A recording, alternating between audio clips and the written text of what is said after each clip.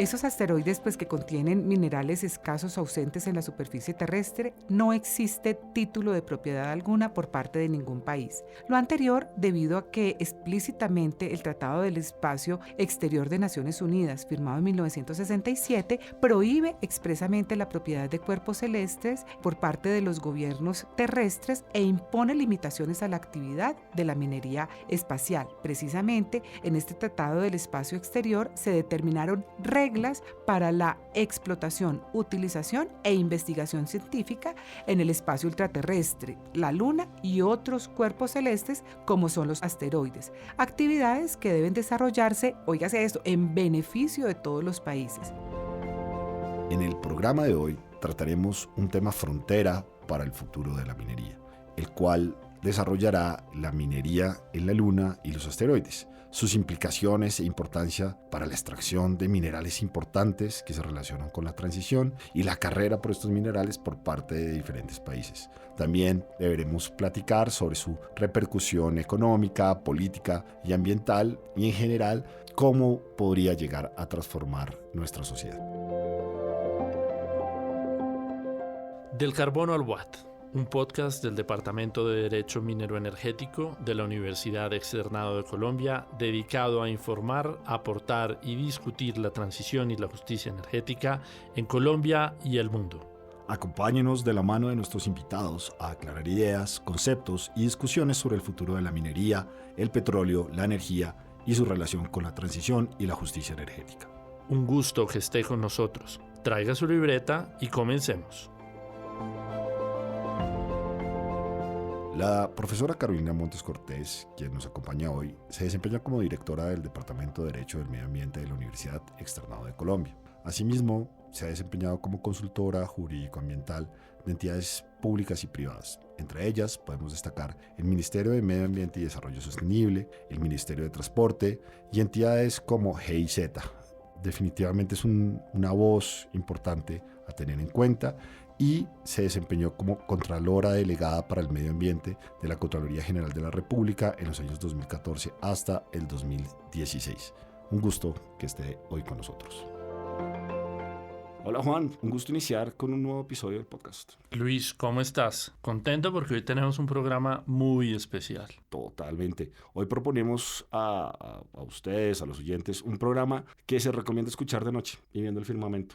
¿De noche? Sí, es que definitivamente traemos un tema que va más allá de lo que nos imaginábamos al iniciar este proyecto de podcast. Y es que cuando recibimos las propuestas de temáticas para el programa, nos sorprendieron varias de ellas. Pero en lo particular existió una que por sus características nos lleva casi al mundo de la ciencia ficción, de verdad. Pero es que esto pues suena a Julio Verne, digamos.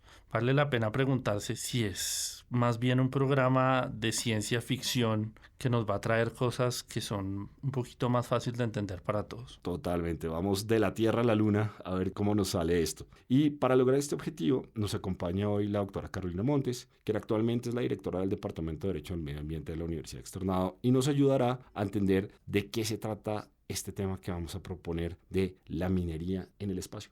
Buen día, doctora Carolina, o como diría Luis, buenas noches. La primera pregunta hoy es, ¿nos podría contar de qué se trata y por qué es relevante traer a la conversación el tema de la minería de asteroides y en la Luna? Listo, pues bueno, en primer lugar quiero agradecerles el haberme invitado y sobre todo secundar esta locura y este tema tan espacial, diría yo. Este tema pues me pareció un poco loco también cuando lo vi y la verdad me llamó mucho la atención porque pienso que hace parte, uno, del derecho a soñar y dos, porque en los avances que estamos teniendo pues ya cada día podría estar mucho más cercano de lo que pensamos. Aunque para algún segmento de la población la minería de asteroides puede parecer, como lo mencionaba Luis ahora, una escena de ciencia ficción, su desarrollo realmente es hoy una realidad. Extraer recursos provenientes del espacio sideral ha sido posible gracias a los avances de la ciencia y la tecnología. Estos avances le han permitido al hombre explorar otros planetas y astros de la Vía Láctea. De este modo, la minería de asteroides ha empezado a atraer la atención de muchas potencias mundiales. Pero para responder la pregunta por qué es relevante traer a la conversación el tema de la minería de asteroides y en la Luna, es importante en primer lugar precisar qué es un asteroide. Todos tenemos en la mente la idea del asteroide, pero quisiera hacer un poco más de precisión en relación con este tema. Según la doctrina, los asteroides son cuerpos celestes de conformación rocosa que pueden tener un diámetro entre 1 y 1000 kilómetros. Estos asteroides giran alrededor de la órbita del Sol y están concentrados principalmente entre los planetas Marte y Júpiter.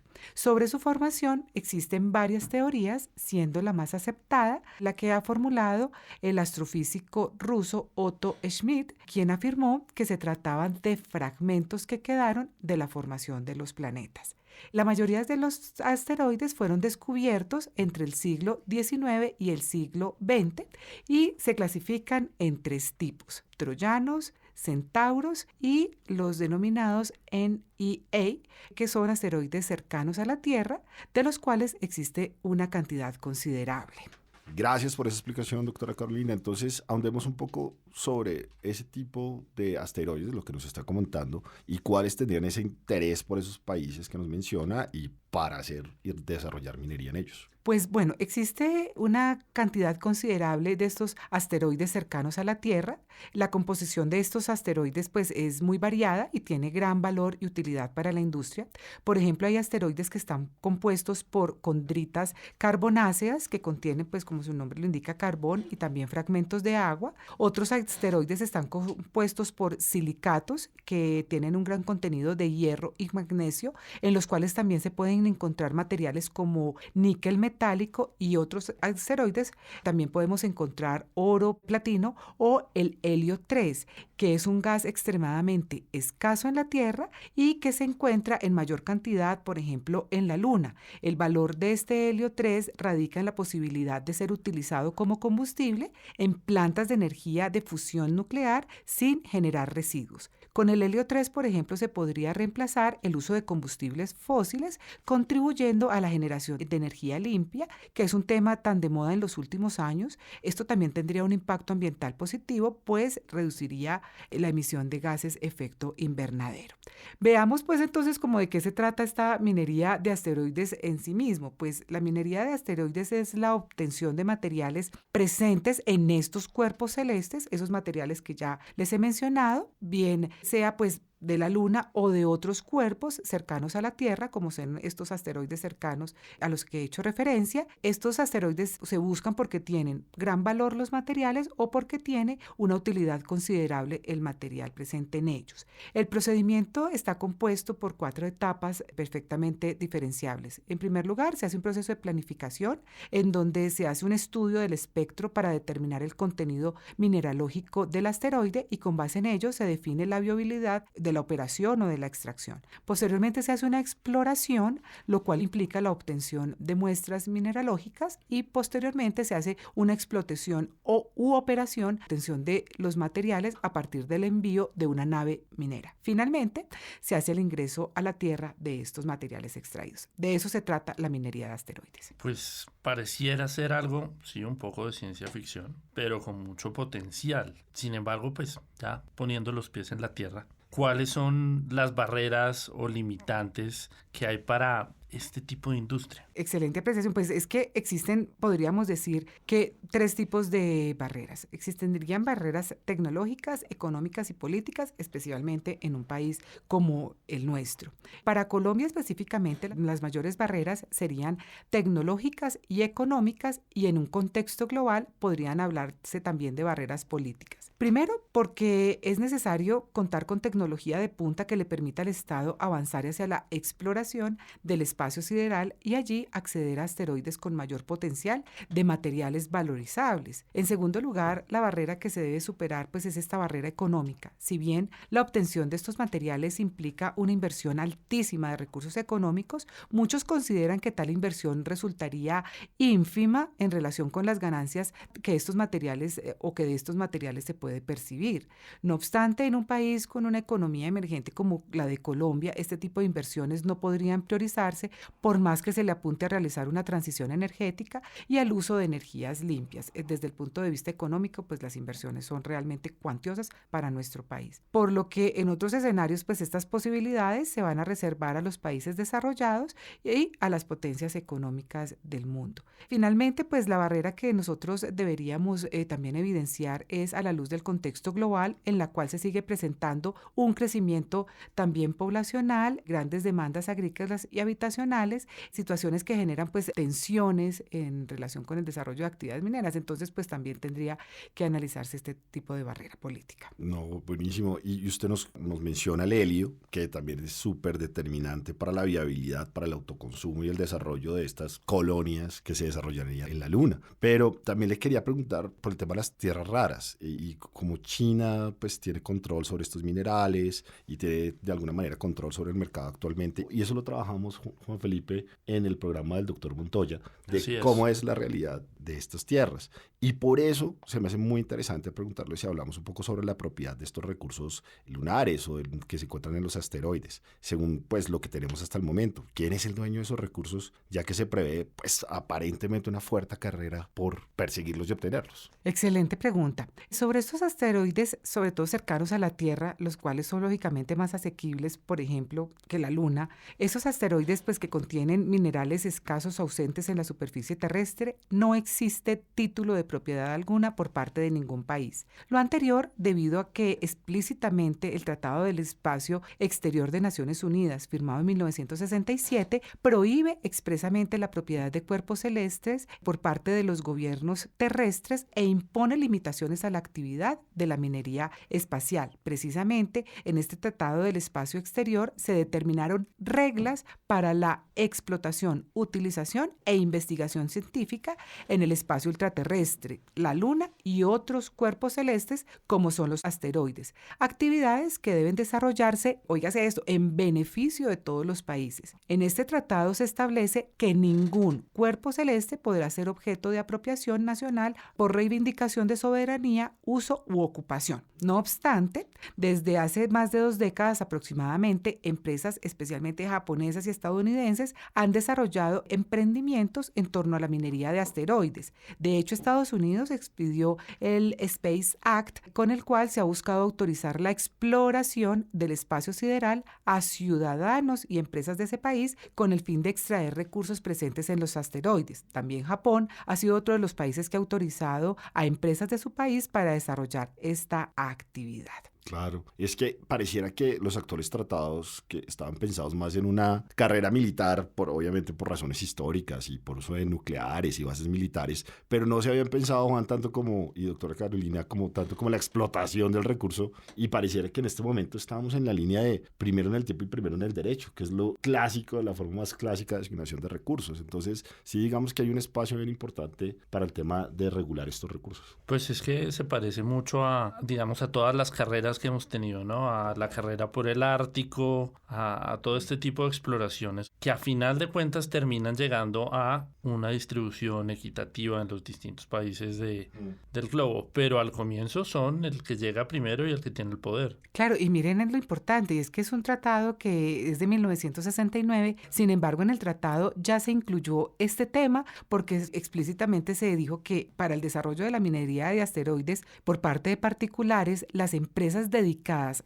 a tal actividad no podían apropiarse de los asteroides, aunque hubieran sido los primeros en alcanzarla, pues la explotación de los recursos de cuerpos celestes como asteroides implica una suerte de apropiación que está prohibida por Naciones Unidas. Pero vamos a ver qué dice sobre eso Elon Musk y Jeff Bezos, que son los que están poniendo la plata. Exactamente, ahí estaría la dificultad por esas autorizaciones que se están dando. Pues digamos, viendo que esto es una potencial, si no real, actividad económica, pues uno sí tiene que preguntarse lo que uno tiene que preguntarse hoy todos los días. Y es cuáles son los impactos y los efectos, particularmente de tipo ambiental, que tiene este tipo de minería. Pues al tratarse de una actividad que se realiza fuera de la órbita terrestre, podría pensarse que hay una notable reducción del impacto ambiental, especialmente asociada a la extracción de minerales. No obstante, es importante también considerar los impactos indirectos derivados de esta actividad, pues lanzar objetos fuera de la Tierra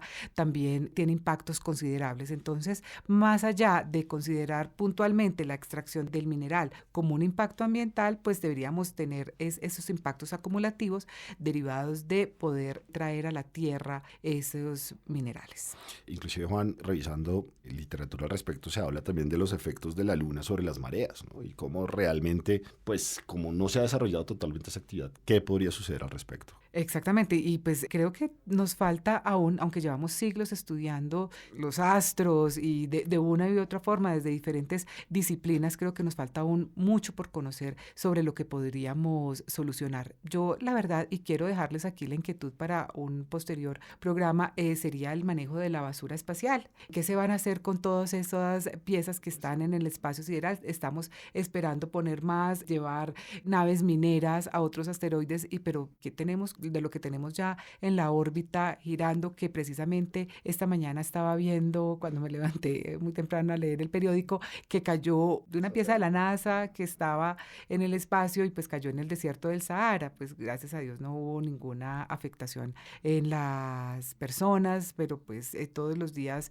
podríamos estar expuestos a la caída de materiales o de piezas que están rodeando la Tierra y que es la basura espacial. Entonces pues esto incrementaría notablemente la basura espacial. Pues sin duda alguna es un tema muy interesante porque pareciera un asunto donde vamos a extraer recursos, pero también desechos. Entonces tenemos más o menos los mismos problemas que tenemos en la Tierra. Hay otro elemento interesante y es, digamos, el alcance político y geopolítico de estos minerales que van a ser esenciales para la carrera en la transición energética y para posicionarnos en ese nuevo ciclo. Pero Colombia ahí la tiene difícil. Sí, sin embargo, es importante tener en cuenta que Colombia ha buscado fortalecer sus capacidades espaciales y ha ratificado instrumentos internacionales relacionados con el uso pacífico del espacio ultraterrestre. Colombia ratificó el convenio sobre registro de los objetos lanzados al espacio ultraterrestre. Fue aprobado en el país por la ley 1569 del año 2012 y también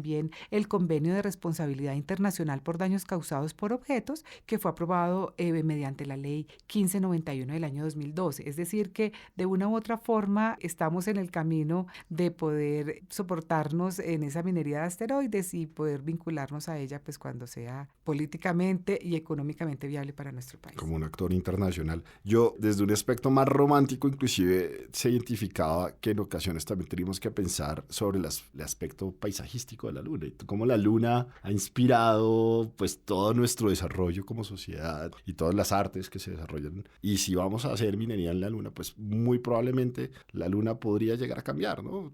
Sí, pero eso nos va a llevar a los nimbis lunares. Sí.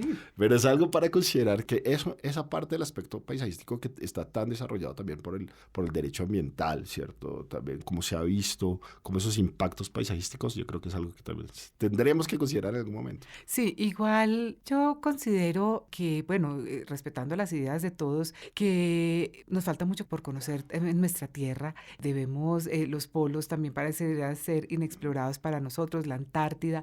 Entonces, antes de ahondar en esfuerzos de conocer el espacio sideral, deberíamos conocer un poco más nuestro planeta, las dinámicas de nuestro planeta, conocer nuevas especies y buscar cuidar nuestra casa común antes de buscar o tener las esperanzas puestas en los minerales que entrarán de afuera, pues buscar la forma sostenible de hacerlas acá. Así que esa sería como una reflexión final que dejaría sobre este aspecto. Muchas gracias por ayudarnos a entender aún más este tema, que realmente es todo un reto y que nos deja con varias preguntas y con la posibilidad de más adelante hacer otro programa que profundice al respecto. Sin duda alguna quedamos muy provocados y interesados en lo que se viene en la minería lunar. Gracias por traerlo a Del Carbono al Watt. A ustedes, gracias por la invitación.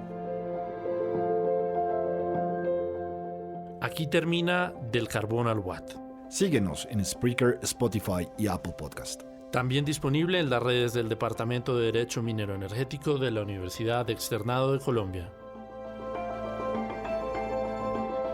Del Carbón al Watt es un podcast original del Departamento de Derecho Minero Energético de la Universidad Externado de Colombia. Producción general, Luis Bustos y Juan Felipe Neira. Productor técnico, Ancísar Aponte y la Facultad de Comunicación Social de la Universidad Externado de Colombia. Musicalización, Pixabay. Gracias por seguirnos.